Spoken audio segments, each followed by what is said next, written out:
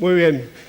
Muy buenas tardes. Bienvenidos al Cardio Talks de la sección de insuficiencia cardíaca y vamos a, sobre todo, a intentar ir, como se dice en el título, más allá del paradigma. Vamos a ir a intentar a ver desde la evidencia científica a la práctica clínica real.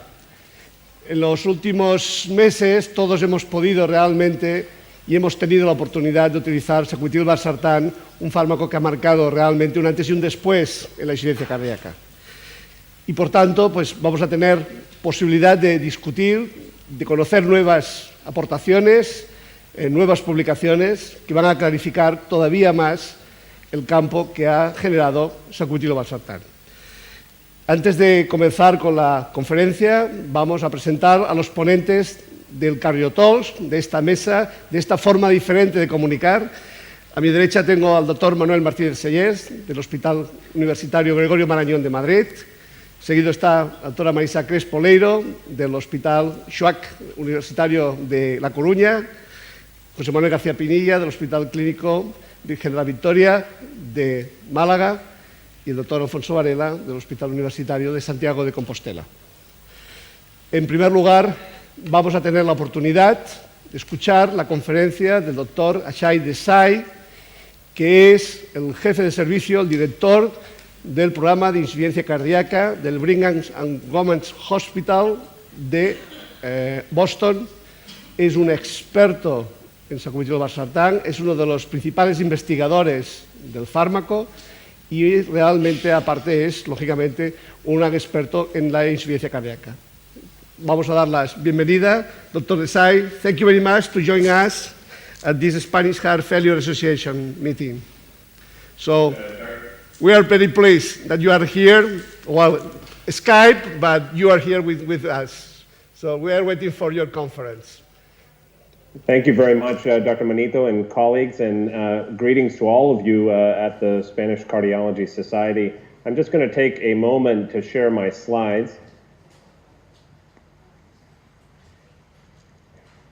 Can we see the slides of Dr. Desai? ¿Podemos ver las diapositivas, por favor?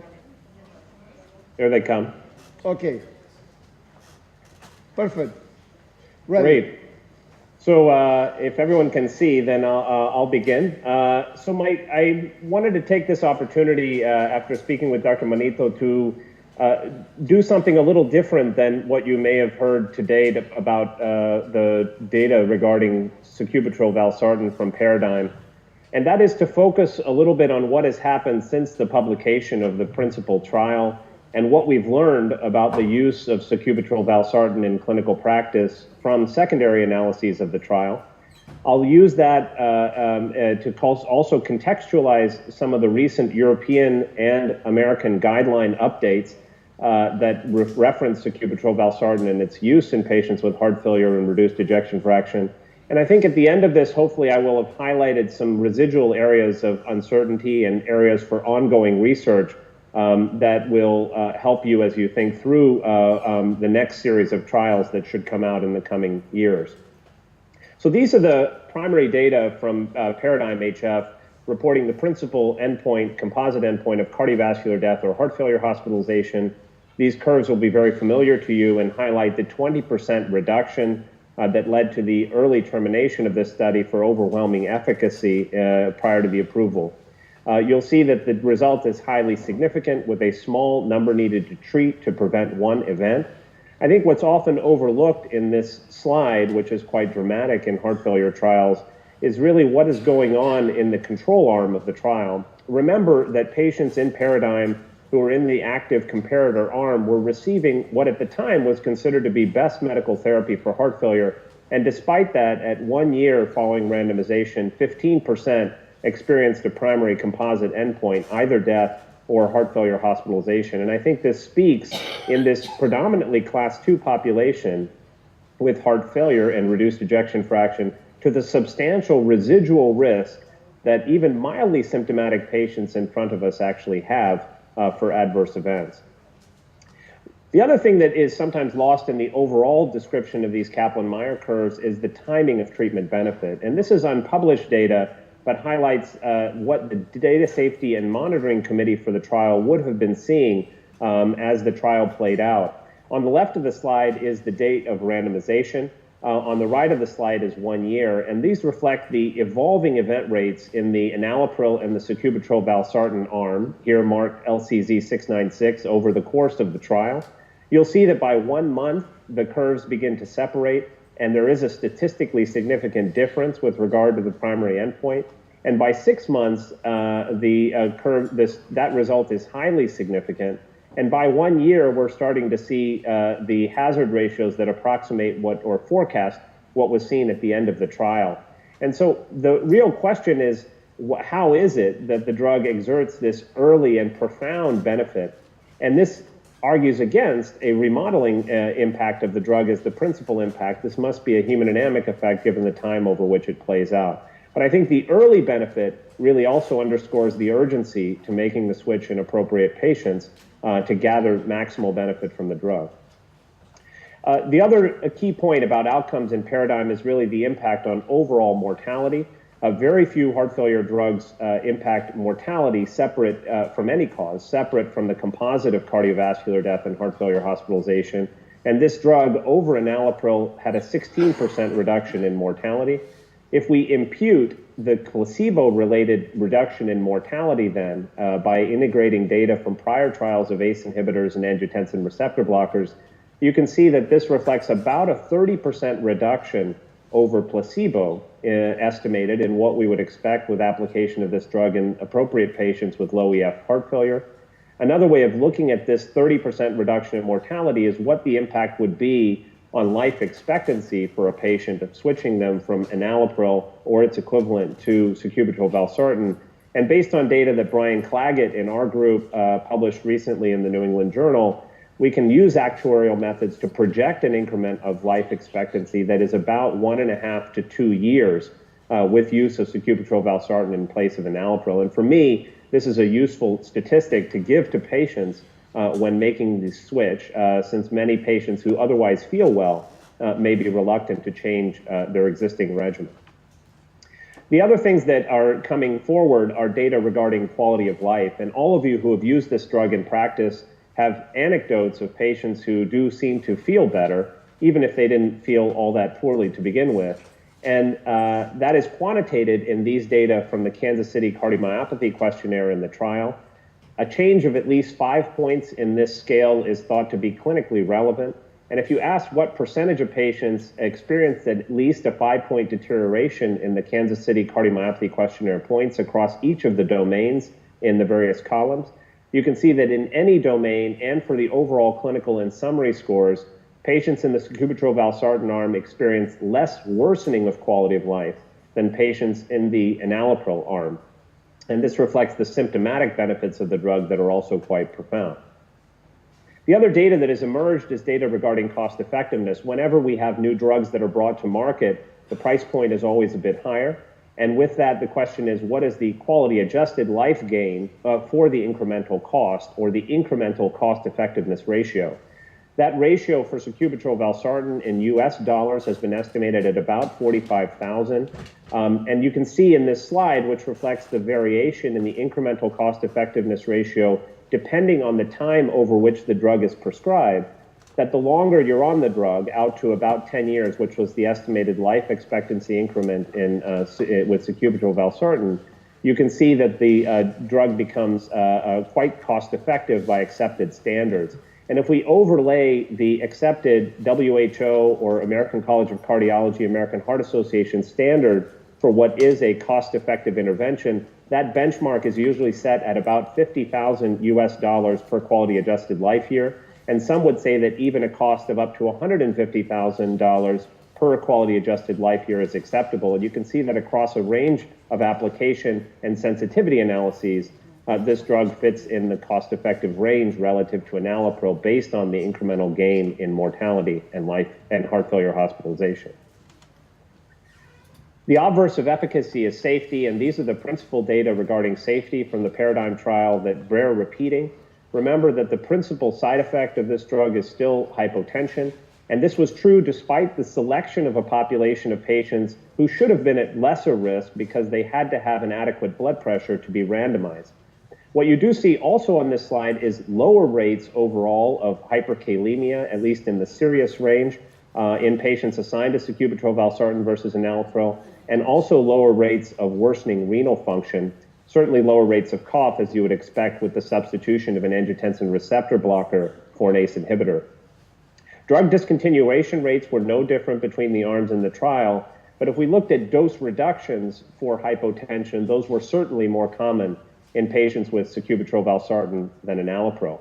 And this raises the question about whether lower doses of sacubitril/valsartan are better than lower doses of enalapril. Now, the trial design precludes us from making a comparison of high-dose enalapril to low-dose sacubitril/valsartan, but we can compare equivalent dose levels of the two drugs. That is to say, are patients on the highest dose of both drugs? Are they on 50 to 100% of both drugs, or are they in less than 50% of the target dose of both drugs? And if you look at comparisons across each of those levels, low-dose sacubitril/valsartan for an equivalent dosing level is consistently better than low-dose enalapril for all patients in the trial. And this suggests that the benefits of sacubitril/valsartan are actually preserved despite dose reduction over the course of the trial. These data are suggesting significant efficacy with sacubitril/valsartan over enalapril have now fueled guideline updates in both the European Society of Cardiology guidelines and also in the American College of Cardiology and American Heart Association guidelines. I'm showing you the European guidelines, which you'll be very familiar with, which now integrate the utilization of sacubitril/valsartan after optimization of standard therapy, including ACE inhibitors and beta blockers, and the addition of mineralocorticoid receptor antagonists. So you can see it here on the left portion of the slide, which is that if patients are on and optimized on the standard 3-drug regimen and are able to tolerate an ACE inhibitor or angiotensin receptor blocker, that an ARNI, which is the name given to this new class, should substitute the ACE inhibitor or ARB. What's different about the American guidelines is that the American guidelines are actually a little less prescriptive about the order of introduction of ARNIs in relation to the standard regimen. The second line here, which reflects the ACC, AHA, HFSA consensus recommendation, says that patients who are in chronic symptomatic New York Heart Association class 2 or 3 heart failure who can tolerate an ACE inhibitor or angiotensin receptor blocker should be switched to further reduce morbidity and mortality. There is less prescription, even in the fine print, about the relation of introduction of ARNI in relation to spironolactone in particular. And also there's not a specific comment on dose, although people are referred to the inclusion criteria for the Paradigm trial, which required that patients be on at least enalapril 10 milligrams daily or the equivalent prior to randomization.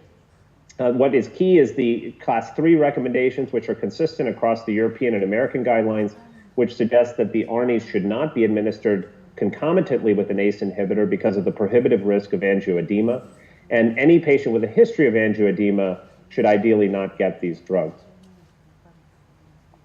So the question is, with this overwhelming data regarding efficacy and the guideline directives to consider a switch, both in Europe and the United States, is how actively we are using ARNIs in clinical practice. And there is only now emerging real-world data about ARNI utilization.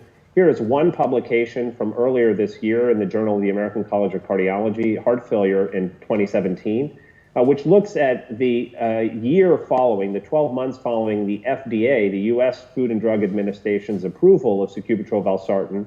And you can see on the main panel the slow increase, but still fairly low utilization of sacubitril/valsartan in clinical practice. This is hospitalized patients with discharge prescriptions for ARNI. And so of the estimated 2.3 million or so patients who are theoretically eligible for ARNI therapy, only about 2 to 3% were prescribed an ARNI prior to discharge. Now, this underestimates the actual utilization, since ambulatory prescriptions would not have been captured in this data set, but it still makes the point that the uptake of these recommendations has been relatively slow, and that there is consistent opportunity for improvement. We're getting better, though, as you can see with the upward trend on the slide. So with that background in mind, I thought I would walk through some of the post-Paradigm data to help you understand some of what has been published regarding the utilization of this drug in practice that I think will be useful as you speak to your colleagues about the role of sacubitril/valsartan in HFrEF. The first is regarding the mechanism of action, and in particular, the mode of death. Realize that in PARADIGM, there is no echocardiographic substudy, and echocardiograms were not routinely obtained. And this means that we have very little data to speak about the particulars of remodeling effects of the drug relative to enalapril. But we can make some inferences based on other endpoints that are sort of surrogates for heart failure progression. So first, this impact on cause-specific mortality is important. These data, the key components of cardiovascular death in a heart failure population are death due to progressive pump failure or death from arrhythmic or sudden causes. Realize that sudden death is not always arrhythmic death, although most arrhythmic death fits in this category. You can see that about a fifth of the deaths in the trial were due to worsening heart failure, and those were reduced by 20% with sacubitril/valsartan. And sudden deaths were also reduced by about 20%. And importantly, this was about a third of the deaths in the trial. And this reduction in sudden death was consistent whether patients did or did not have a defibrillator, suggesting that the deaths preventable with sacubitril/valsartan may not be the same as those that are preventable with the defibrillator, again arguing for some effect on the substrate for arrhythmia and other modes of sudden death.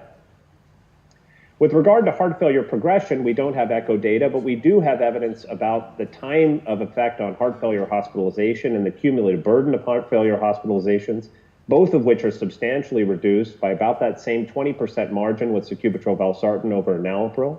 And in general, if you look at other surrogates for worsening heart failure, fewer sacubitril/valsartan treated patients in the trial had worsening heart failure symptoms, required intensification of medical therapy, required emergency department evaluation for heart failure, required ICU stays for heart failure, or required inotropic support initiation for heart failure. And all of these do argue that if we had echocardiographic data, that there might be a perceptible effect on substrate or progressive remodeling. There's also an impact, and we care a lot about this in the United States, where we don't have the fortune of a single-payer system. We care about readmissions, which are expensive for the healthcare system as a whole, and we can see that whether you look at 30 days after discharge or 60 days, readmissions are consistently reduced in patients treated with sacubitril/valsartan. Now, there is a lot more data that will be forthcoming about mechanism. Data about biomarkers and remodeling is forthcoming from two separate trials. One, a longer-term uncontrolled trial following hospital discharge called PROVE-HF, run by Jim Januzzi at Mass General. And then another one that we're helping to run here at Brigham and Women's called EVALUATE-HF that will look at impacts on ventricular remodeling and arterial stiffness in a randomized comparison over a shorter-term application. And I'm happy to speak with you about the details in the questions if you like. So the other question that comes up is that this is largely a class 2 population, and some have taken that to mean that the drug is applicable only for patients with very mild heart failure symptoms or lower risk patients. I think it's important to realize that the New York Heart Association functional classification is fairly crude in estimating risk, and we can more granularly stratify the risk in the trial using available risk scores like that from the EMPhASIS trial or the MAGIC risk collaboration. And if we use the MAGIC risk score, you can see that the class 2 to 3 designation really masks a broad spectrum of risk in this heart failure population that ranges from about 5% in the first quintile of MAGIC risk score for the primary endpoint to about 20%. And across each quintile of risk, there is benefit with substitution of sacubitril/valsartan for enalapril on the principal endpoint. And this argues that the benefits may be insensitive to severity of illness, although we don't have data in that class 4 population or in the truly asymptomatic individuals. There doesn't appear to be variance of the effect across any subgroups. One particularly relevant subgroup for many of us who care for older populations with heart failure is age, because these patients may be particularly prone to falls and the risks associated with hypotension. And you can see that the benefits appear to be insensitive to age, even in the higher age group, and the side effect profile does not appear to vary by age either. There's, for example, no increased incidence of hypotension and falls in the elderly. The other thing that I think is a key take-home message from PARADIGM in the subsequent analyses is this slide. And the argument has been to date that we intensify heart failure therapy in patients who have worsening symptoms despite best efforts. This data argues against using that strategy for introduction of sacubitril/valsartan. because if we wait for symptom worsening, we may miss an opportunity for benefit. This data looks at the stability of patients with heart failure as a function of the time since their last heart failure hospitalization, and compares the benefits of sacubitril/valsartan to enalapril across recent hospitalization and less recent hospitalization and those with no prior hospitalization. And you can see whatever the time since the hospitalization, the benefits are consistent and actually most pronounced numerically in the population that has no prior heart failure hospitalization, who should be the most stable patients in the trial. The other thing is that 20% of these apparently stable patients who had never been in the hospital for heart failure within the last year had a primary event during the trial. 17% of those stable patients died over the course of the trial, which had a 2.5-year follow-up. And of the stable patients who experienced a primary event, death actually happened before the first heart failure hospitalization, and half of those deaths due to sudden death. And this implies that if we wait to defer initiation of sacubitril/valsartan until there is clinical deterioration, that clinical deterioration may come in the form of a sudden death event that would then obviate the potential to introduce the drug and secure benefit for our patients. Another question that often comes up about the trial and the data is really the relevance of the run-in period to the generalizability of the results. And we've thought a little bit about this. Certainly, many trials have run-in periods, and the run-in periods reflect what we do in clinical practice, which is to test the effect of tolerability of drugs before we prescribe them routinely. But the problem is that, of course, it makes for the trial population that is randomized that is more highly selected than the screen population. So this is the attrition that happened in Paradigm during the run-in period. About 10% of patients dropped out in each phase of the sequential run-in period. Half of those dropouts during each phase were for adverse events. The menu of adverse events that led to dropout is the predictable range in each phase. Realize that this likely overestimates the tolerability of sacubitril/valsartan in the screen population, because the enalapril run-in period for all patients happened first, and you had to survive the enalapril run-in to actually enter the LCZ run-in period. But accepting this, there is about a 10% discontinuation rate during the run-in, either from enalapril or sacubitril/valsartan for adverse events. The rest are for administrative reasons. And we can then ask, who are the patients most likely to drop out during the run-in? And those tend to be the patients you might predict, those who are sicker with more advanced kidney disease, higher NT-proBNP levels, lower systolic blood pressure, and those with coronary heart disease. All of these, I think, are factors which likely track with severity of disease. But if we adjust for these factors and try to identify randomized patients who look similar to those who dropped out during the run-in period, and if we overweight the experience of those patients who are similar to the dropouts, we don't actually alter our study results. And these data, at least statistically, suggest that the Paradigm study result for the randomized population may be generalizable to the screen population of nearly 10,500 patients. The trial is obviously still a selected population, but I don't think the run-in period materially influenced the generalizability of the results, at least for the screened population. Another question that comes up is really when to introduce the drug, and is it equally effective in patients who are well treated with existing medications, particularly given the incremental cost? And we have a fair bit of data now from the trial about this. This is data about beta blockers from Okamura and the Glasgow group, looking at target doses of beta blockers and the consistency of benefit across those groups. And whether you're on less than 50% of the beta blocker target dose, more than 50%, or no beta blocker at all, there is consistent benefit of sacubitril/valsartan over enalapril that approximates the overall trial result. No interaction here. The same is true about, I already told you about defibrillators. The benefit is consistent. And the same is also true about use of mineralocorticoid receptor antagonists. The benefit is the same whether patients were treated or untreated with mineralocorticoid receptor antagonists at baseline or even over the course of the trial. And this is a bit of a challenge to the positioning in the European guidelines, which suggests that in every case, MRAs should be first, because I think there's other data which suggests that maybe the tolerability of MRAs may be enhanced with sacubitril/valsartan. And this is data that we published last year in JAMA Cardiology. This looks at the subset of patients who were on an MRA in the trial, and their experience of hyperkalemia over the course of the trial. In the first panel, you can see that the rate of rise in serum potassium was higher in patients assigned to enalapril than those assigned to sacubitril/valsartan. And if you then looked at rates of severe hyperkalemia defined at a threshold of more than 6 milliequivalents per liter or millimoles per liter, the highest rates of hyperkalemia were in the subgroup assigned to an MRA plus enalapril, the lowest rates in the subgroup who were without an MRA and on sacubitril/valsartan. So we know that the rates of overall hyperkalemia were less in patients assigned to sacubitril/valsartan, and the rates of hyperkalemia associated with MRAs were also lower with sacubitril/valsartan in preference to enalapril. And this suggests that use of sacubitril/valsartan might enhance the tolerability of mineralocorticoid receptor antagonists in eligible patients with heart failure and reduced ejection fraction. And I think that's an interesting result from the study.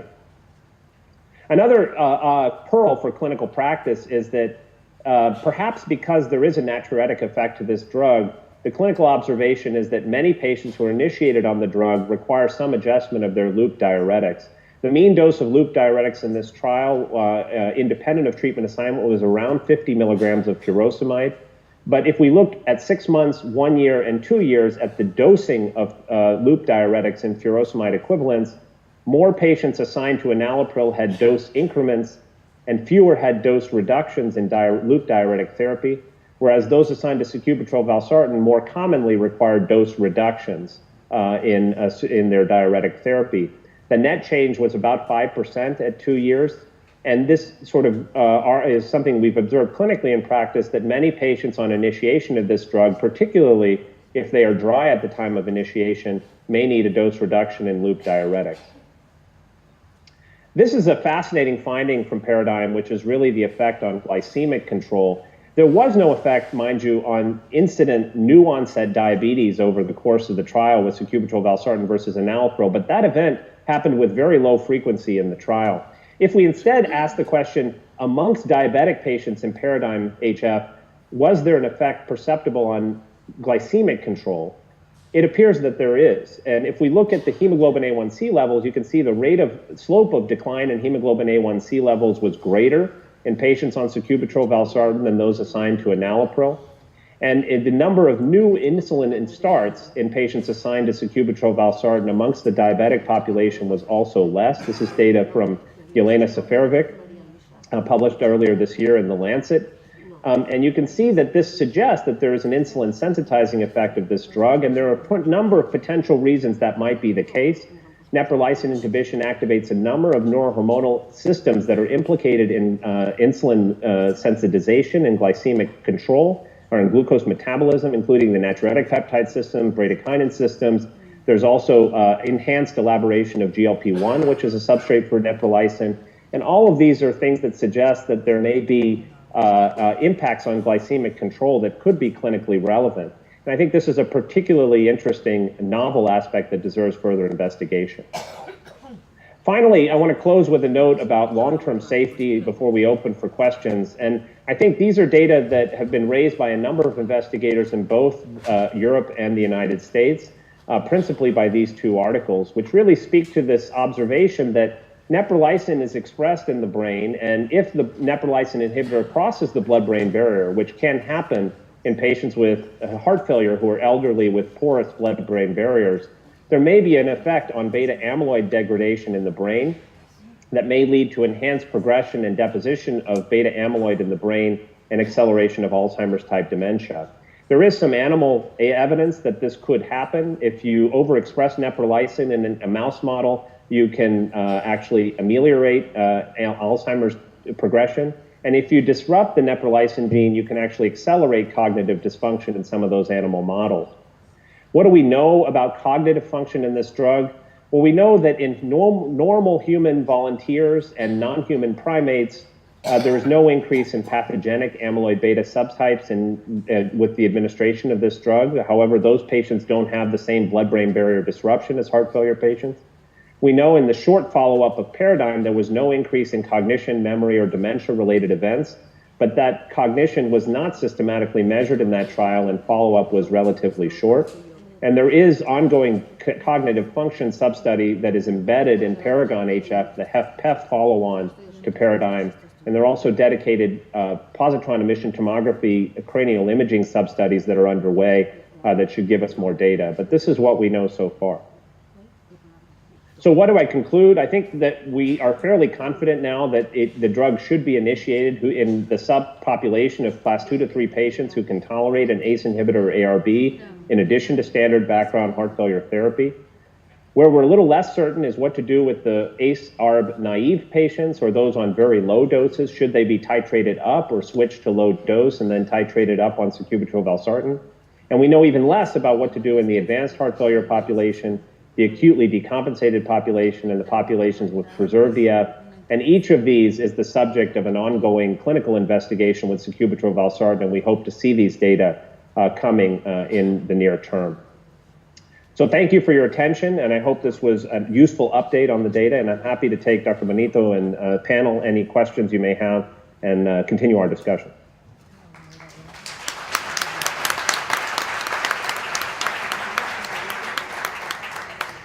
Thank you very much, Dr. Desai, for this excellent overview, this new data, and also this information about the new trials on board. We have had some minutes for some questions, and I also want to start just focusing in the, as you mentioned, it's so important, the stability, stable patient, no? Patient that means is in a class functional 2. No, this patient is a high-risk patient, especially for sudden death. Could you draw more data beside the functional class to identify these patients, just to early switch to sacubitril/valsartan? Yeah, so an excellent question. It's a little difficult to know exactly how to grade stability or severity of illness in a heart failure population. I think what we can say is that if we use those risk score data that I gave you, that the benefits appear to be insensitive to the severity of illness in the heart failure population that was randomized. So if we take population of patients with MAGIC risk scores in the low end of the range versus those in the higher end of the range, we see a consistent benefit. And I think that sort of argues that in most patients, although we don't really have data in the truly asymptomatic patient, that the benefit is insensitive to severity of illness. But I think where we have less data is really in the early end of the spectrum, class 1 patients, the truly asymptomatic, and on the class 4 end of the spectrum, the very sick, symptomatic at rest group. But I think everywhere in between, there seems to be a consistent benefit. Okay, thank you. Another question is, could be about your experience just dealing with these patients and starting with sacubitril/valsartan. How important is hypotension on your clinical experience? Yeah, so I think hypotension is critically important. It is probably the principal dose-limiting effect of the drug. I think that the challenge is how to define hypotension. The trial allowed patients to be screened if they had a blood pressure more than 95 millimeters of mercury at the time of screening, but patients had to have a more than 100 millimeters of mercury, but they had to have a blood pressure more than 95 at the time of randomization on maximal doses of drug. So what to do with the patient in front of you in clinic who has a starting blood pressure of 95, I think is a little bit unclear. The advantage is that the drug was approved with a lower dose that was not part of the starting initiation dose in the trial. And so there's the option in patients where there is higher concern for hypotension to start at the very lowest dose of sacubitril/valsartan. But in practice, my approach is generally, like any combination medication, to start the drugs and titrate sequentially. So I like to see the patients can tolerate the equivalent of 10 milligrams of enalapril once daily, and then I tend to make the switch, rather than starting with the drug up front because of the risks of tolerability problems. Okay, thank you.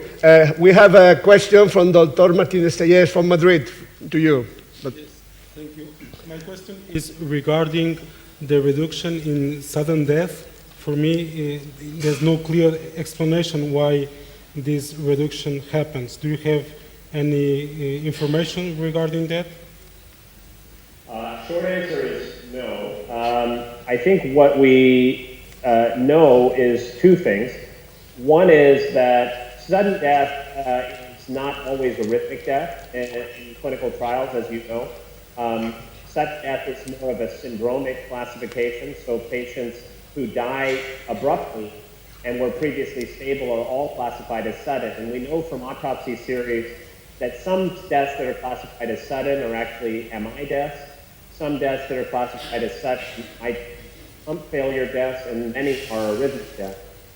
We also know that in paradigm, the effect is consistent in patients who did and did not have a defibrillator. And if we assume that the defibrillators prevented most of the deaths related to VT and VF, then the effect of the drug in the defibrillator implanted patients on sudden death must be through some effect on substrate for non-VT VF causes of sudden death.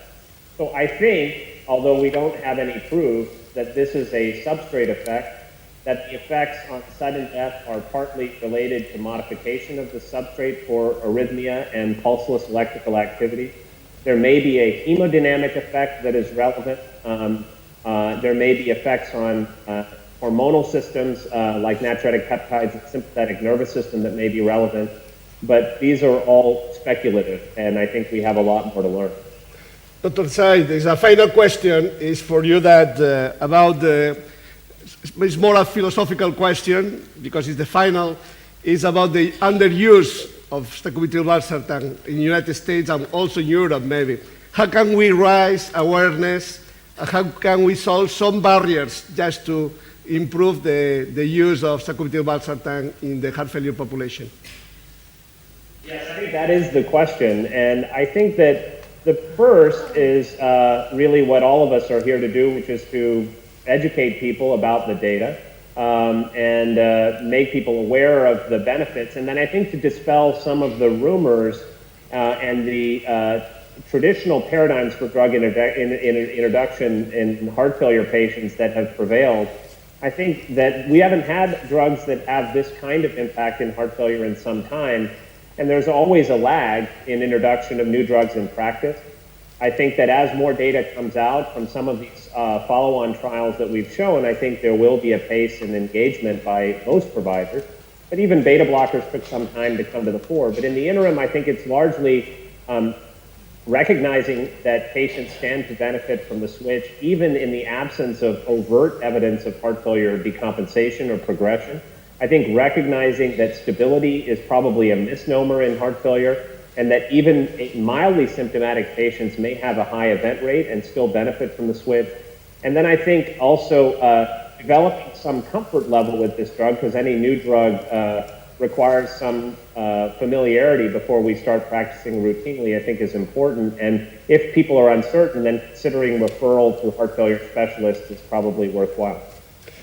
So thank you very much. We are very pleased that you could finally be here with us, with all the cardiologists, also internal medicine, and nurses, many of the people who are attending this conference. We are very pleased that you were here, so thank you very much.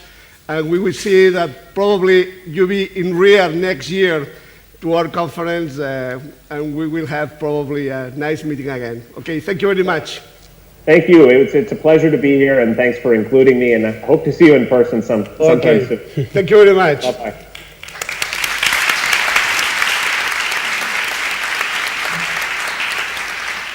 Bueno, ahora viene el momento de la discusión, de tener aquí 4 ponentes magníficos y después de la magnífica charla del doctor Desai, siempre tan clínica, que a mí personalmente me parece magnífica, pues yo creo que vamos un poco a intentar introducir temas para discusión. El primer tema probablemente es, como se ha dicho, las guías de insuficiencia cardíaca han puesto el foco en el tratamiento farmacológico.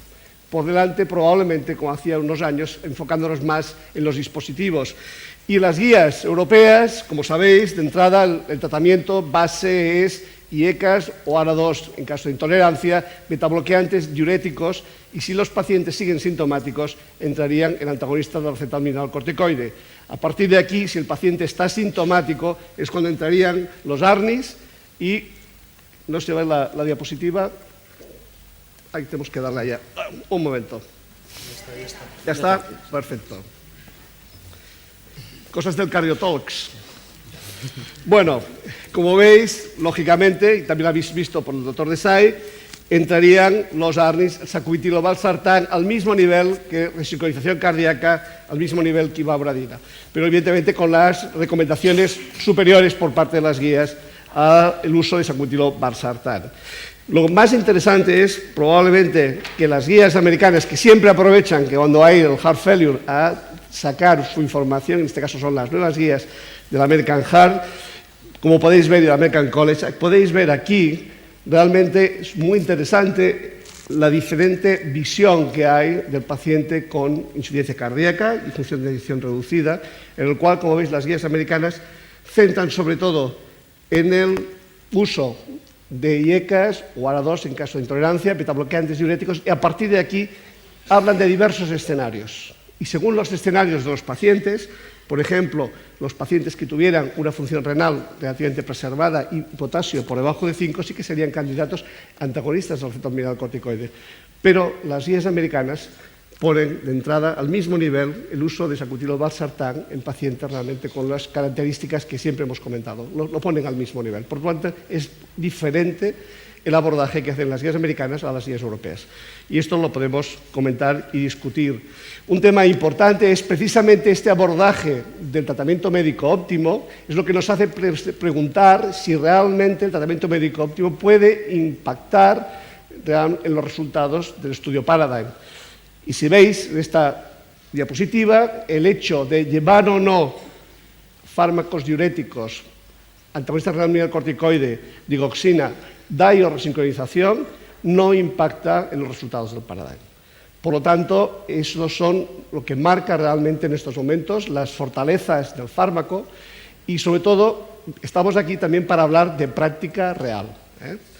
Y en práctica real tenemos al doctor Manuel Martínez Sellés, que en estos momentos están llevando a cabo un registro y realmente es la persona que en estos momentos puede hablar bien de cuál es la población de se puede utilizar sacubitril valsartán. Manuel, la primera pregunta sería, realmente, ¿cuáles son realmente, si la población que tenemos actualmente podemos utilizar, o cuál perfil de pacientes se puede utilizar sacubitril valsartán? Bueno, yo creo que siempre que tenemos un nuevo fármaco disponible, lo suyo es usarlo en la población que se ha estudiado, que en este caso es la población del Paradigm. Y yo creo que es una población amplia, es decir, yo creo que en cualquier consulta, por supuesto si es una consulta de insuficiencia cardíaca, pero incluso una consulta de cardiología general, se ven muchos pacientes con insuficiencia cardíaca y la mayoría de ellos, también tenemos ese sesgo los cardiólogos, son pacientes con disfunción sistólica y la mayoría están sintomáticos. Entonces, si usamos el fármaco en la población Paradigm, yo creo que vamos a encontrar bastantes pacientes que se benefician, sobre todo teniendo en cuenta que la mayoría de los pacientes en el Paradigm, como se ha comentado, estaban en clase 2.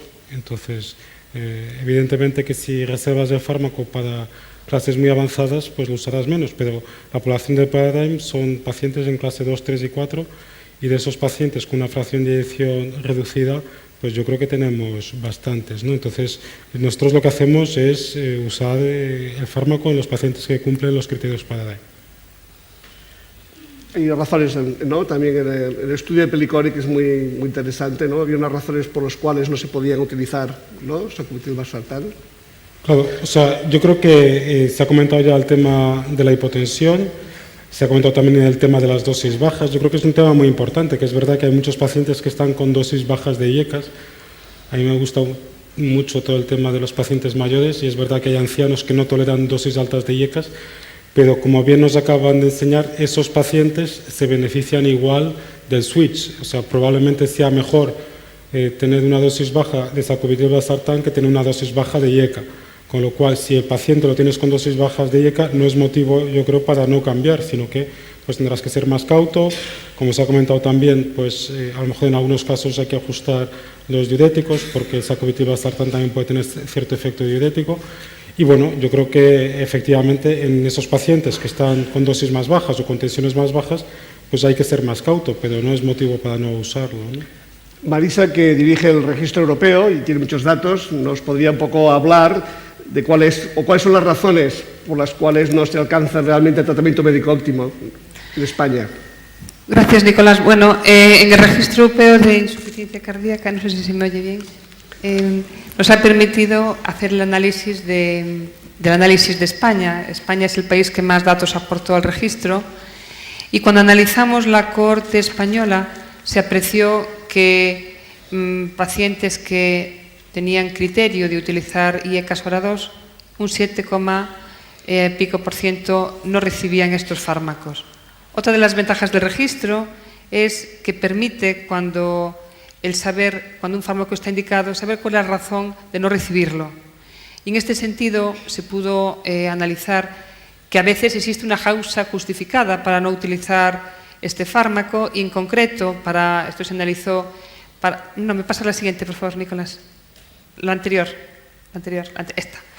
Pues aquí se reflejan las razones por las que estaba contraindicado y es correcto no utilizarlo. Una razón era disfunción renal grave o hipotensión o hiperpotasemia y también cuando el paciente no lo toleraba. Con lo cual, realmente en España la mayor parte de los pacientes reciben las dosis porque esto queda con un infratratamiento real pues, del 3,4%. Y esto es el recibir un IECA hora 2 o no.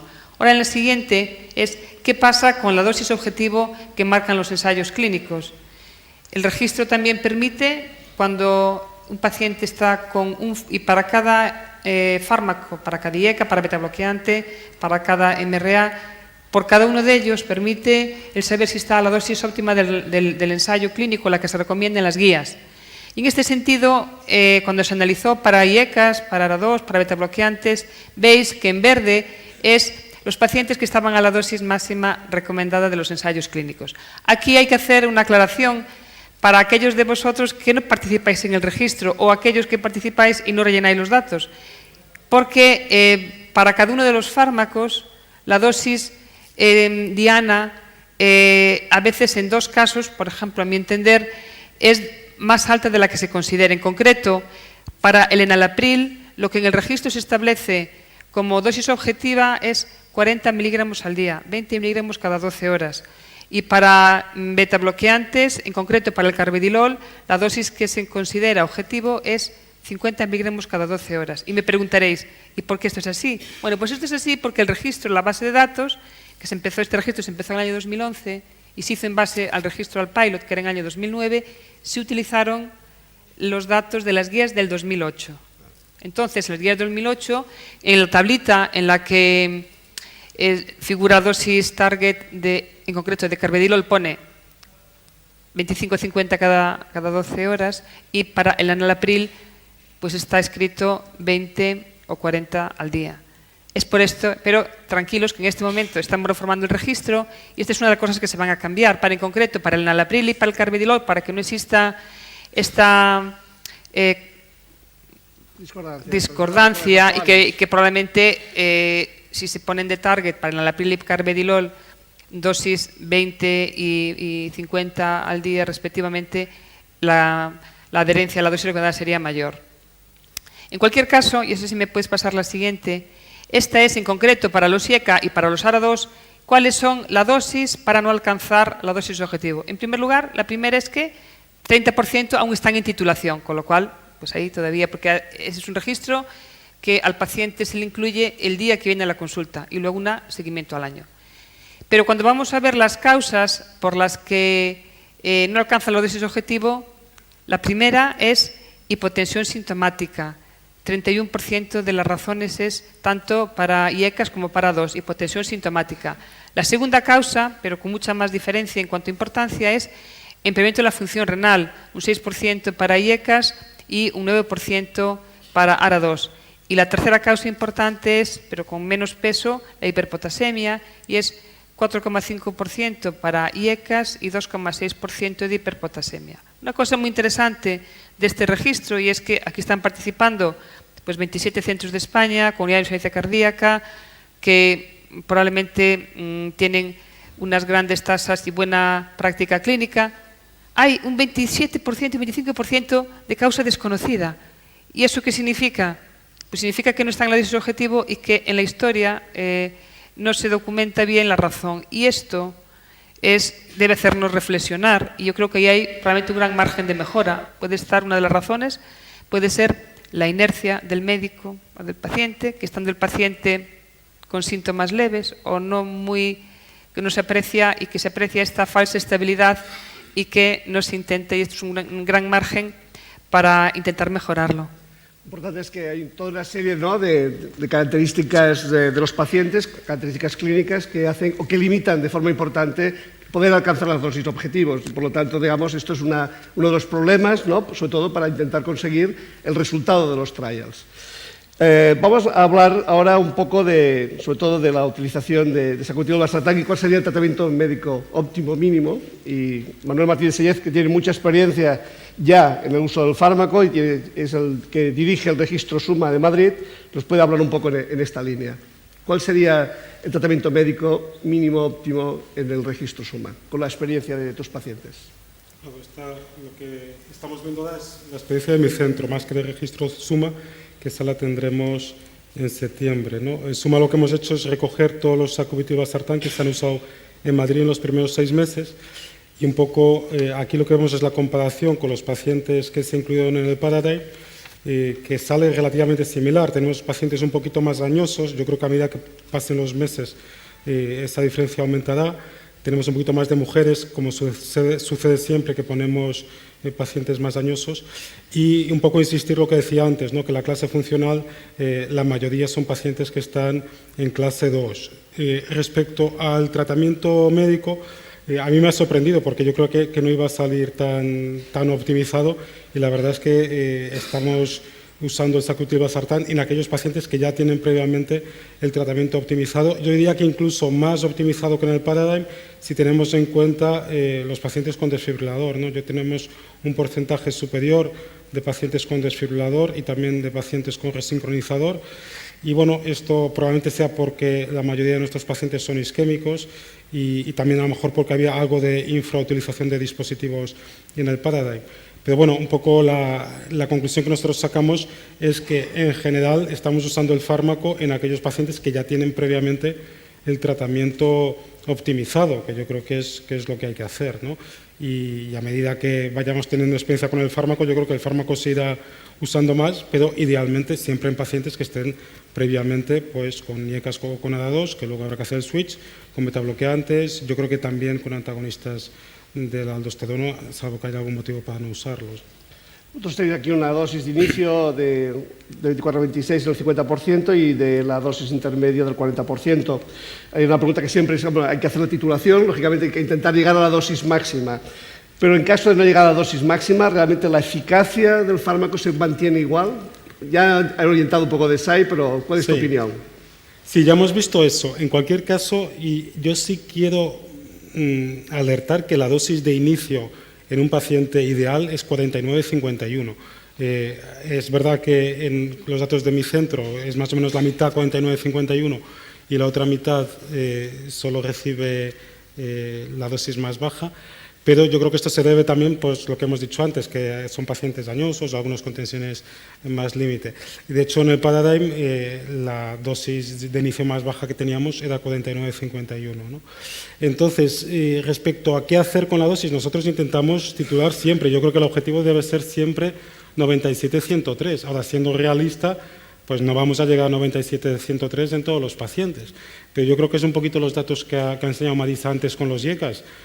Yo tengo pacientes que no están con la dosis máxima de IECAS y no tengo la sensación que esté haciendo mala praxis, es decir, pues pacientes pues, mayores, etcétera, para que no te toleran más dosis. Yo creo que hay que intentar llegar a la dosis máxima tolerada, que en este caso debe ser 97-103 en todos los pacientes. Ahora, no en todos se va a llegar. Entonces, pues si el paciente no lo tolera, tranquilo, porque con la dosis baja va a tener también beneficio, ¿no? Yo creo que esta gráfica es muy importante para dar seguridad, ¿no?, en el uso del fármaco. Realmente es yo pienso que de las diapositivas claves de esta sesión. Pero como tú has mostrado y también en práctica real, da la sensación de que todavía se está utilizando el fármaco en pacientes que tienen, digamos, una clase funcional a lo mejor demasiado avanzada, más clase funcional 3. ¿Pensáis que hay que esperar realmente a que el paciente esté clase funcional 3 para el uso, para convertir? Un poco es una opinión para todos. ¿Qué opináis? Alfonso. Yo creo que no, lo comentaba ahora Desai. Yo creo que realmente sí que mejora la situación clínica el fármaco, pero realmente este fármaco está en las guías con una indicación de clase 1 porque reduce la mortalidad, ¿no? Y reduce los eventos. Y si tú realmente vas a utilizar este fármaco porque reduce los eventos, que es por lo que lo vamos a utilizar, debes utilizarlo cuanto antes mejor, ¿no? Porque si ya lo vas a utilizar en estadios más avanzados, el beneficio va a ser mayor. Yo creo que sí, que es importante que mejore la clínica, que mejore la calidad de vida de los pacientes, ¿no? Pero yo creo que realmente el hecho diferencial de este fármaco con otros es su impacto sobre el pronóstico. Y si su impacto sobre el pronóstico es el que establece una indicación de clase 1, tenemos que ponerlo ya en estadio 2. Y yo creo que ahí es donde hay que priorizar el fármaco y no centrarse tanto en el beneficio clínico que podría haber en pacientes más avanzados. Nosotros, en el registro que tenemos, aproximadamente en este momento tenemos 60 pacientes, un poco como Manuel, aproximadamente un tercio de los pacientes son clase 3, pero predominantemente 2/3 son clase 2. Claro. Muy bien. José Manuel, ¿tienes tu experiencia? Más o menos la misma, ¿no? Yo creo que tampoco la resumo muy bien, Alfonso, ¿no? Hay que esperar a tener un paciente en clase 3 o un paciente que haya empeorado para iniciar el fármaco. Tenemos un nuevo fármaco que impacta sobre el pronóstico, que reduce hospitalizaciones, que reduce mortalidad, y un paciente en clase 2, que suele ser la mayor parte de los pacientes que vemos en la consulta, se va a beneficiar claramente, ¿no? Yo creo que hay que esperar. Marisa. Sí, a mí coincido plenamente con lo que han comentado y me ha gustado mucho la diapositiva de Desai en la que habla de la ilusión de los pacientes estables. Es una ilusión, exactamente, porque el 20% de los pacientes estables en el Paradigm, considerados estables como que nunca habían tenido una hospitalización de insuficiencia cardíaca, y además el 70% estaban en NIJA 2, el 20% tuvieron un evento primario, pero es que además 17% fue muerte. Y además de los pacientes estables que tuvieron un evento primario, el 51% de los casos, la muerte fue antes de una hospitalización. Y además de los 60% de las muertes fueron muertes súbitas. Entonces, claro, para nosotros la NIJA 2, que es síntomas leves, eso es algo de gran importancia porque lo que está debajo es una enfermedad grave y eso hay que entenderlo así. Hay un dato muy interesante, estos son datos nuevos del análisis del Paradigm, en el cual lo que muestra esta diapositiva es que precisamente aquellos pacientes que teóricamente tienen niveles de T/BNP más bajos, por lo tanto supuestamente más estables, son los que tendrían mayor beneficio desde el punto de vista de conseguir el objetivo primario del estudio. Por lo tanto, eso enfoca todavía más a la importancia de valorar un cambio precoz. Ahí en el trabajo que hemos presentado anteriormente de Pellicoli en el European Journal of Heart Failure, realmente enfoca mucho en el tema de decir, bueno, si tenemos un problema a la hora de titular, si tenemos realmente limitaciones en alcanzar la dosis objetivo, probablemente en estos pacientes habría que plantearse de hacer una valoración más precoz, a lo mejor hasta desde el inicio, en el momento del diagnóstico, del uso del fármaco. Por lo tanto, el mensaje es muy claro. En pacientes estables son pacientes que van a estar en riesgo y, por lo tanto, son pacientes que se tendría que valorar de forma, digamos, más intensiva la posibilidad de hacer el cambio o de hacer, digamos, la conversión o el uso de sacubitril/valsartán. Yo creo que esta diapositiva demuestra muy bien lo que decía Alfonso, que cuanto antes mejor, siempre y cuando esté sintomático, pero mi experiencia es que la mayoría de pacientes con disfunción sistólica están sintomáticos, no hay tantos pacientes asintomáticos. Entonces, si hay síntomas, cuanto antes empieces mejor. De hecho, lo que se ve en la diapositiva es que como tardes mucho,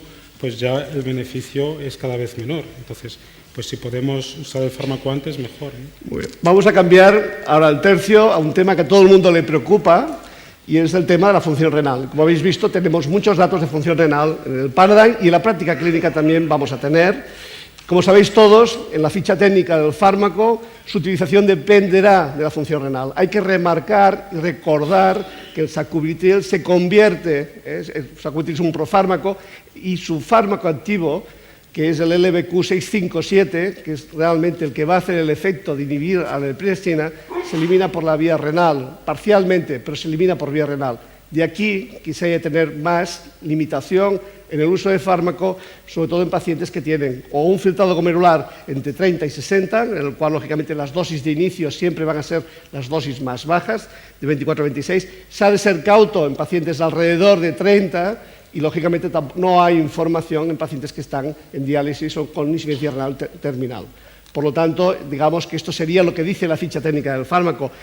Sí que tenemos datos importantes del Paradigm a favor de que realmente los pacientes con sacubitril/valsartán tenían mejor perfil renal, tenían menos deterioro de la función renal, especialmente en aquellos pacientes que había deterioro por encima de 2,5 miligramos de decilitro de forma significativa respecto a enalapril, pero lo más importante también es que en el estudio Paradigm los pacientes con sacubitril/valsartán suspendieron menos el fármaco por un deterioro de la función renal también de forma significativa.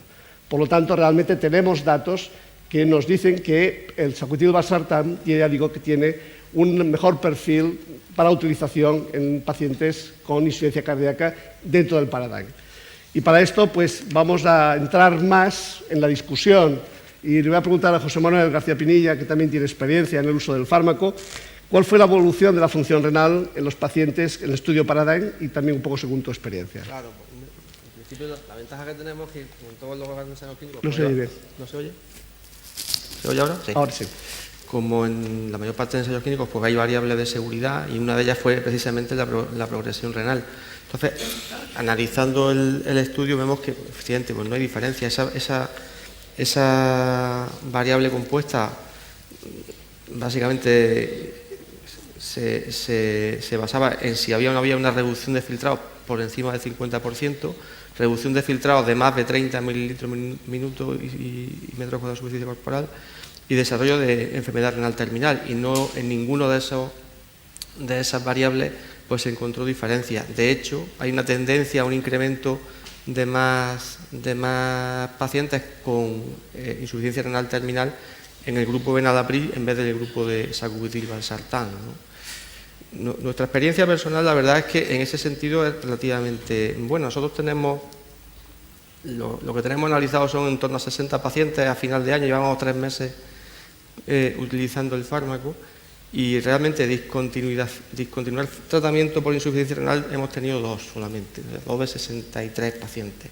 Así que en principio no nos parece que sea un tema demasiado trascendente. Obviamente hay que estar encima, pero esto, lo que pasa es que cuando ponemos un IECA o un ARA2 no estamos encima del filtrado glomerular y tendríamos que estar encima del filtrado glomerular también. Nunca lo hemos hecho porque al final hemos perdido un poco el respeto a los fármacos, ¿no? Claro, pasa que cuando hay que buscar, ¿no? Hay datos que te den seguridad del uso del fármaco, ¿no? Hay datos que apoyan, ¿no? el uso del fármaco, datos de seguridad, ¿no? Claro, son datos de seguridad. Estos también son datos que proceden del estudio de biomarcadores del ensayo. Es una lástima que solamente tengamos estudios a 8 meses, ¿no? Pero bueno, es verdad que en ese tiempo no hay diferencia en este caso respecto a un marcador claro de progresión de enfermedad renal que es la citatina C, ¿no? De hecho, las curvas se entrecruzan justamente en el momento de la randomización, no se alcanzan diferencias estadísticas, pero sí que va a favor de que no se produce un empeoramiento claro de función renal, ¿no? Y luego también está, si pasa lo siguiente, que es el subanálisis de su grupo en base a la presencia o no de insuficiencia renal, donde el fármaco sigue manteniendo su beneficio, su impacto beneficioso. Obviamente el impacto beneficioso no es tan grande como cuando no hay insuficiencia renal, pero la diferencia respecto a enalapril se mantiene, ¿no? Hemos de tener en cuenta que en el ensayo prácticamente un poco más de la tercera parte de los enfermos tenían insuficiencia renal, ¿no? Y sin embargo, en el seguimiento a 48 meses, es decir, un montón de tiempo después, la reducción de filtrado que se produce es mínima. Es decir, estamos pasando de filtrado de 67 a filtrado de 60, con lo cual eso da también un poco a entender la estabilidad que hay en la función renal a pesar del mantenimiento al tratamiento a largo plazo del fármaco, ¿no? Muy bien. La pregunta es, de un paciente que presenta insuficiencia renal con el uso del fármaco, ¿qué medidas hemos de tomar? Claro, pues las medidas son básicamente lo que hacemos con otro tipo de fármaco, otro tipo de situaciones, ¿no? Y es, en primer lugar, asegurarnos que la situación de volemia del paciente es la adecuada, no es un paciente que esté deshidratado, no es un paciente, por supuesto, que esté recibiendo una dosis excesiva de diurético. Es muy frecuente que se mantenga el tratamiento con diurético en pacientes que no tienen congestión.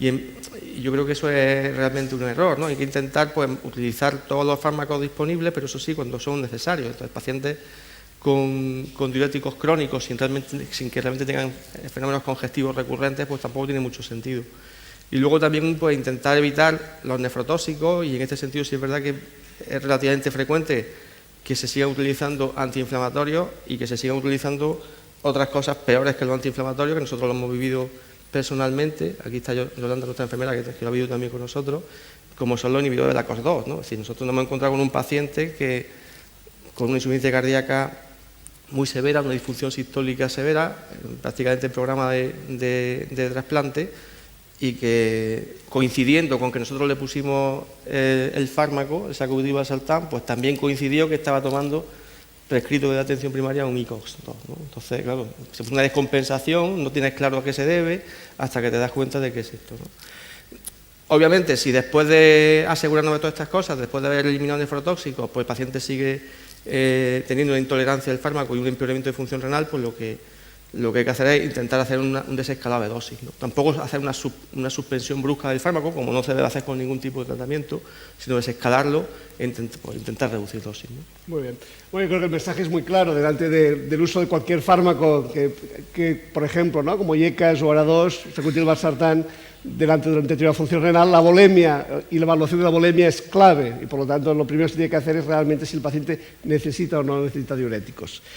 Bueno, vamos a pasar a otro tema interesantísimo dentro del uso del fármaco y de los fármacos de insuficiencia cardíaca, como es la hiperpotasemia. Marisa, que es una experta también en este tema, ¿realmente puede ser la hiperpotasemia en estos momentos una verdadera barrera para optimizar el fármaco, para utilizar sacubitril/valsartán? ¿Hay datos a favor de ello?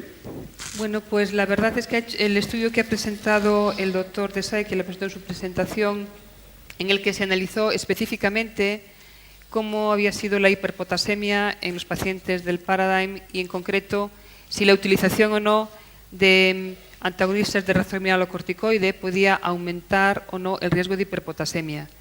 Bueno, como sabéis, en el Paradigm el 55,6% de los pacientes llevaban un antagonista de receptor mineralocorticoide, y en este análisis, que ya está publicado de hace un tiempo, se analizaron qué ocurría en cada uno de los brazos de enalapril o sacubitril/valsartán con o sin inhibidor de receptor mineralocorticoide. Y se ve que los pacientes que desarrollan hiperpotasemia, a la gráfica de la izquierda es la hiperpotasemia considerando 5,5, mayor de 5,5 de potasio, y a la derecha hiperpotasemia severa, mayor de 6, se ve que los pacientes que tienen un mayor riesgo de hiperpotasemia son aquellos que llevan enalapril y que llevan antagonista de receptor mineralocorticoide, tanto que lo lleven o que no lo lleven, mientras que los pacientes del brazo de sacubitril/valsartán, independiente o no de que lleven inhibidor del receptor mineralocorticoide, tienen unas tasas más bajas, tanto de hiperpotasemia como de hiperpotasemia severa.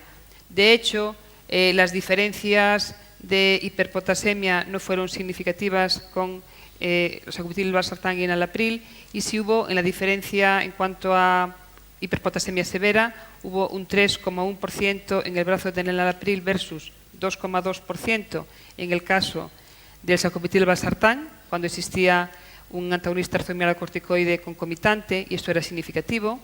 Y para cuando no existía un antagonista de receptor mineralocorticoide, la tasa de hiperpotasemia severa, es decir, de potasio por encima de 6, era de 2,2 en el brazo del enalapril versus 1,8 en el brazo del sacubitril/valsartán. En esta gráfica se ven más claramente, a la izquierda, es los niveles de potasio en cada uno de los brazos a lo largo de todo el estudio, y se ve que en los puntos azules, que es enalapril, como veis, a lo largo de todo el estudio, ya desde muy pronto aumenta la cifra de potasio, mientras que la rama del enalapril está siempre la curva de la media de potasio en valores normales y más bajo. Y a la derecha también se aprecia, está hecha para el nivel de creatinina, y se ve que la función renal medida por la creatinina aumenta en el brazo del enalapril, mientras que en el brazo del sacubitril/valsartán, que son los círculos blancos, está por debajo.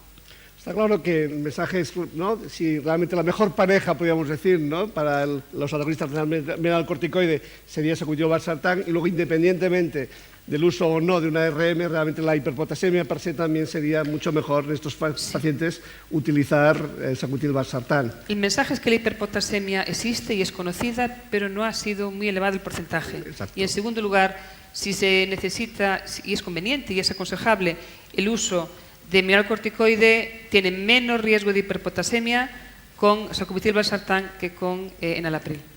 José Manuel. Simplemente una cosa a colación de esto, y es el tema que la hiperpotasemia hay que tener mucho cuidado, porque es que es muy frecuente que los suelos se hemolicen y nos sacan falsa hiperpotasemia, y muchas veces tomamos actitudes y tomamos, ¿no?, decisiones en base a unos niveles de potasio que pueden ser falsos, ¿no? Entonces, asegurarnos claramente de que las analíticas están bien obtenidas y que no hay una hiperpotasemia ficticia por una hemólisis, ¿no? Muy bien. Cierto, nosotros en nuestra unidad, como en este programa se hace en la visita y se hace, lo pinchan nuestras enfermeras en la consulta, siempre miramos el potasio que traen y para repetirlo en caso de que sea, y muchas veces nos encontramos lo que dice José Manuel, que es una hiperpotasemia ficticia. Marisa, vamos al otro lado. ¿Cómo es importante o el riesgo que provoca la hiperpotasemia en estos pacientes con el uso de sacubitril/valsartán? La hipopotasemia. Bueno, la hipopotasemia también es importante, y no solo es importante en pacientes con insuficiencia cardíaca, el analizar y el controlar la hiper como la hipo.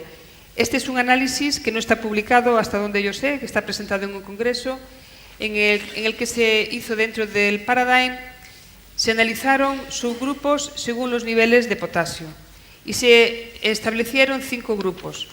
Menor de 3,5, y ahí se consideró nivel bajo, 3,5 a 3,9 que le llaman normal bajo, 4 a 4,7 que se considera la cifra normal de potasio, 4,8, 5,4 llaman nivel límite alto de la normalidad, y mayor de 5,5 alto.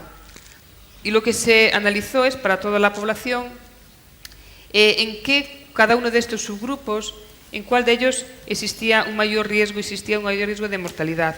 Y se vio que no solo los niveles bajos de potasio, en los cuales todos estamos pensando, 3,5, sino que curiosamente también en la franja de 3,5 a 3,9, lo que denominan nivel bajo de la normalidad, ambos estaban asociados con un aumento del riesgo de muerte cardiovascular, hospitalización por insuficiencia cardíaca y mortalidad total, y además de forma independiente ajustada por otros datos en el análisis multivariado. Por otra parte, también se comprobó que potasio por encima de 5,5 era también un factor de riesgo de mortalidad para todos estos y para el endpoint combinado, aunque cuando se ajustaba por otras comorbilidades perdía la significación. Con lo cual, importante mensaje, no solo 3,5, sino que lo ideal mantener el potasio entre 4, 4,7 para que se disminuya el riesgo de resultados adversos. Bueno, yo creo que es una diapositiva también importante, porque realmente hay pánico en general la hiperpotasemia, y realmente en este caso da la sensación de que los datos aportan que la hipopotasemia también es igual o más importante casi que la hiperpotasemia en los pacientes con insuficiencia cardíaca. Vamos a seguir con otro campo de interés, y estas son las comorbilidades, la edad de los pacientes. Siempre comentamos que mis pacientes son diferentes a los de los estudios, pero la cuestión está en mostrar los datos como este, que aporta realmente que en el estudio Paradigm, en diferentes segmentos de edad, se mantenía igualmente el efecto del fármaco, es decir, no había un impacto en la edad en el efecto en conseguir el endpoint primario del estudio. Por lo tanto, realmente la edad no es un límite para el uso del fármaco. Lo único que valdría preguntar es si realmente la edad puede tener, digamos, una limitación en términos de seguridad. Yo creo que Alfonso Varela nos puede hablar un poco en este campo, realmente. Alfonso. Yo creo que es interesante hacer este análisis porque, bueno, aunque el ensayo clínico, como todos los ensayos clínicos, tienen poblaciones relativamente jóvenes, en este, bueno, aunque la edad media está ahí en torno a 64, 65, casi la mitad de los pacientes tenían más de 65 años, ¿no? Y hay un porcentaje importante de pacientes con más de 75 años. Lo que sí se ve es que, bueno, que con la edad las complicaciones, la hipotensión, la insuficiencia renal y la hiperpotasemia es más frecuente, pero es más frecuente tanto en el grupo tratado con enalapril como en el grupo tratado con sacubitril/valsartán.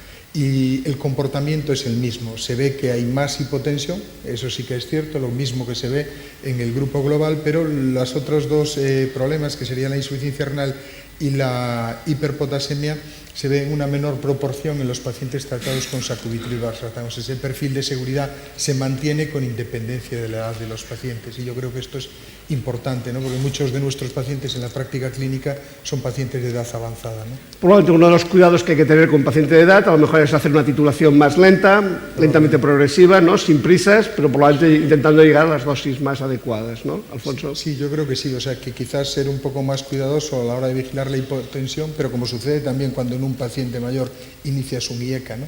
Yo creo que hay que ser cuidadoso con ese aspecto, no más, pero sí que más que con un paciente joven. Hablando de comorbilidades, probablemente la comorbilidad que más preocupa y precisamente la que más de moda está en estos momentos es la diabetes, ¿no? Una pregunta también sería, por los datos que tenemos del Paradigm, realmente qué beneficio puede tener el uso de sacubitril/valsartán en pacientes diabéticos, Alfonso. Sí, este trabajo de Sperovich es muy interesante, ¿no? Aquí se cogen a los pacientes que tenían más de 6,5 de hemoglobina glicada al inicio del estudio, que es casi la mitad, más de un 40%. Lo que se ve es el comportamiento de la hemoglobina glicada a lo largo del tiempo. Lo que se ve es que tanto en el grupo de enalapril como sacubitril/valsartán hay un descenso en los niveles de hemoglobina glicada, pero este descenso es más marcado, ¿no?, en el grupo de sacubitril/valsartán. Por lo tanto, ya sabíamos que los IECAs, ¿no?, y los ARA2 mejoraban la sensibilidad a la insulina, pero parece que en este caso el añadir un inhibidor de neprilesina magnifica, digamos, este efecto. Bueno, la reducción no es una reducción marcadísima, no es un fármaco hipoglucemiante, porque bueno, es una reducción de 0,2, 0,3 en los niveles de hemoglobina glicada, y como bien explicó Desai antes, bueno, pues no se sabe muy bien cuál es el mecanismo, pero probablemente el inhibir la neprilesina a su vez actúa degradando muchas sustancias, ¿no? Pues por una parte los péptidos, que se sabe que tienen una acción sensibilizante a la insulina, probablemente la bradiquinina, incluso el GLP-1, ¿no? No se sabe muy bien, pero bueno, parece que es un efecto beneficioso en este caso, ¿no?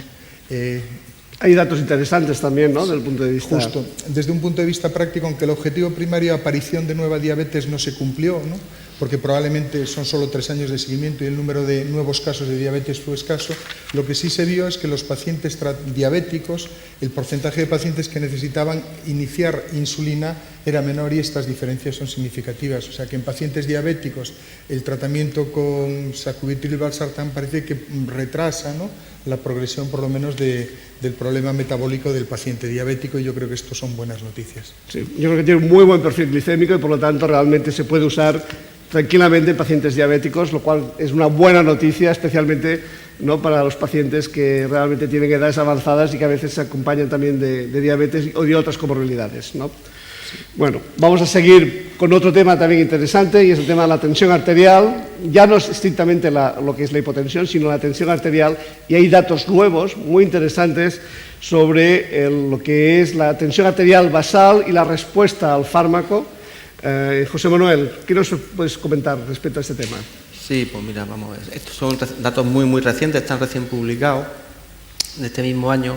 Es un subanálisis según estratificación por tensión, ¿no? Yo creo que lo más interesante es que se mantiene el impacto beneficioso para todos los niveles de tensión. Obviamente la significación estadística, como podéis ver, pues es relevante en las tensiones intermedias, pero básicamente pues porque el grupo de pacientes era mayoritario en esas tensiones, es decir, había pocos pacientes con tensiones por debajo de 110 y pocos pacientes también con tensiones más elevadas, y ahí pues claro, al ser los grupos más pequeños la incertidumbre es mayor, el intervalo de confianza también lo es más, y no sale la significación estadística. Pero yo creo que es interesante este primer subanálisis al respecto en cuanto a impacto beneficioso para todos los niveles de tensión. Y luego también hay datos en cuanto a reducción de tensión arterial de un fármaco frente a otro, de sacubitril frente a enalapril. Los dos fármacos se comportan obviamente como hipotensores, pero hay una cosa curiosa, y es que los pacientes que tienen la tensión más baja ocurre justo lo contrario, es decir, se produce un incremento de tensión arterial, que eso habla del efecto hemodinámico también beneficioso que tiene el fármaco y de recuperación también en cierto modo de función ventricular. Y si se muestra como un fármaco hipotensor claro, en los pacientes con las tensiones más altas, ¿no? Eso también nos hace que pensar, y ya está haciendo que pensar también bastante. Hay proyectos en marcha al respecto del impacto que puede tener el fármaco como fármaco antihipertensivo, ¿no? Y luego sí que sabemos que en principio los cuadros de hipotensión sí que fueron mayores en el grupo de sacubitril/valsartán frente al enalapril, pero también sabemos que el porcentaje de discontinuar el tratamiento o de la reducción de dosis, pues no hubo diferencias respecto a los dos fármacos. Sí que hay que tener precaución porque obviamente los pacientes que estaban hipotensos con la tensión más baja al principio del estudio sí que tienen un porcentaje mayor de discontinuidad del tratamiento y de reducir dosis, y pues para eso está la titulación, ¿no? Para eso tenemos que seguir a los pacientes, ¿no? El mensaje es muy claro, ¿no? Hay que saber titular bien en estos pacientes, ¿no? Pero delante de un paciente, ¿no? O realmente la hipotensión, ¿no? ¿Cómo la manejamos? Pero la pregunta sería, ¿realmente la hipotensión en estos momentos es preocupante en la práctica real? ¿Nos tiene que preocupar la hipotensión en la práctica real, Alfonso? Pues vamos, lógicamente nos tiene que preocupar, pero yo creo que hay dos datos aquí muy interesantes que reflejan que esa hipotensión no es muy relevante, ¿no? Y yo creo, uno es ¿no? O sea, que a pesar de que en el grupo de sacubitril/valsartán hay más hipotensión, las hospitalizaciones relacionadas con hipotensión son menos. Y esto es estadísticamente significativo, o sea que son hipotensiones que sí, que como se ve ahí, nos obliga a un mayor ajuste de dosis, a una mayor titulación, y yo creo que esto es relevante. Y otro aspecto que yo creo que también es relevante en que esa hipotensión no es excesivamente importante es que si lo fuera uno esperaría también que la función renal hubiera empeorado más en los pacientes tratados con sacubitril/valsartán, y el comportamiento es el contrario, ¿no? Si tú tienes un paciente pues, que lo deplexionas mucho de volumen y le provocas una hipotensión, el riñón se queja, ¿no? Y empeora la función renal. Y aquí lo que se ve es que hay más hipotensión, pero no hay más deterioro de la función renal. Por lo tanto, sí que es una hipotensión relevante, sí que es una hipotensión que obliga a ajustar las dosis, pero que no se acompaña de un mayor número de hospitalizaciones y que no se acompaña de un mayor deterioro de la función renal. Y yo creo que es importante. Y enlazando antes con lo que comentaba José Manuel, que yo creo que todos los que nos dedicamos a esto, el AIC, que titulamos fármacos, tenemos muy claro que muchas veces titulas fármacos en pacientes que no llegan a 100 de sistólica. Cuando empezabas con los IACAS, y al cabo del tiempo muchos de esos pacientes la tensión arterial sistólica terminaba aumentando, ¿no? Y esto es lo que se ve aquí, ¿no? En el grupo de pacientes menor de 110 se ve ese efecto, ¿no? Es más atenuado en el grupo de sacubitril/valsartán que en el de enalapril, pero eso yo creo que lo que anima es a no establecer un punto de corte rígido para decir no voy a empezar fármacos de este tipo porque el paciente tenga menos de 100, ¿no? Hay que hacerlo con calma, hay que vigilar, ¿no?, al paciente, pero yo creo que lo que anima es a iniciar los fármacos a pesar de que las cifras de presión arterial no sean muy altas. Al igual que hablábamos cuando comentábamos el tema de la función renal, también es muy importante evaluar la volemia, ¿no?, delante de un paciente que es hipotensa, ¿no? Entonces, yo creo que es un dato de alarma para decir, ojo, vamos a ver cómo están los diuréticos, vamos a ver cómo está la volemia. No tanto en reducir el fármaco como de entrada plantearse si el paciente realmente está hipovolémico.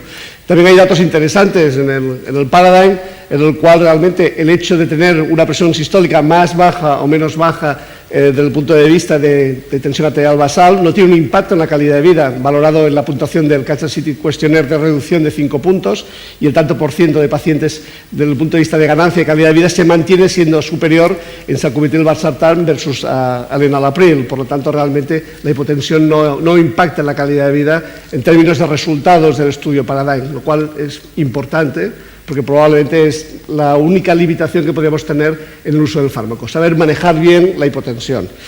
Hay datos que esperábamos los clínicos, digamos, ya prácticamente candeletas, como se dice. Teníamos muchas ganas de saber datos sobre el mecanismo de acción respecto al remodelado ventricular de sacubitril/valsartán. Por suerte tuvimos en el Heart Failure una presentación de un grupo francés, presentaron 80 pacientes con uso de sacubitril/valsartán, valoración mediante ecocardiograma basal y a los 3 meses, y realmente hay datos que marcan una mejoría del remodelado ventricular, una reducción de volúmenes ventriculares de forma significativa, como podéis ver en la radiografía, una mejora de la fracción de eyección, también lo cual es lo que estábamos esperando, Pero lo más importante también es que hay una mejora del perfil de la función diastólica, medida también por L', relación E'. Realmente son datos positivos.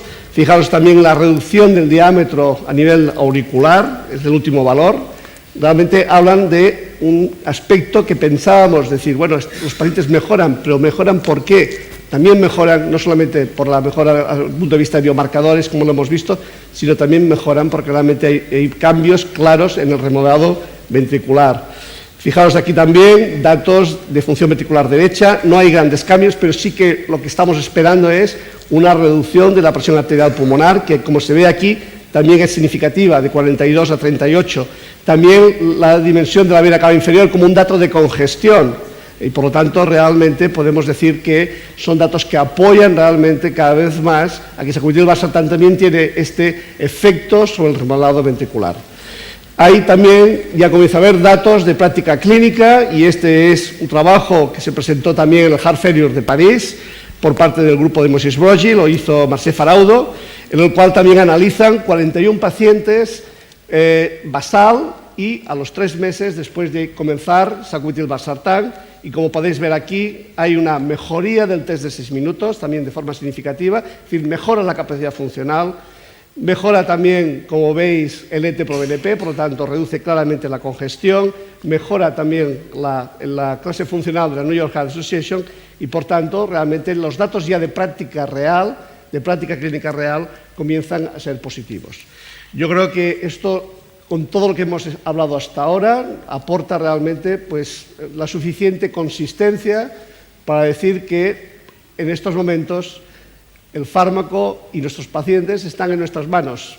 Hemos dado, yo creo que una serie de guías clínicas, hemos aportado perfiles clínicos, hemos dado nuevas informaciones y sobre todo tenemos y vamos a tener nuevos datos con los nuevos estudios que están en marcha. Por lo tanto, yo creo que esto no ha hecho más que empezar.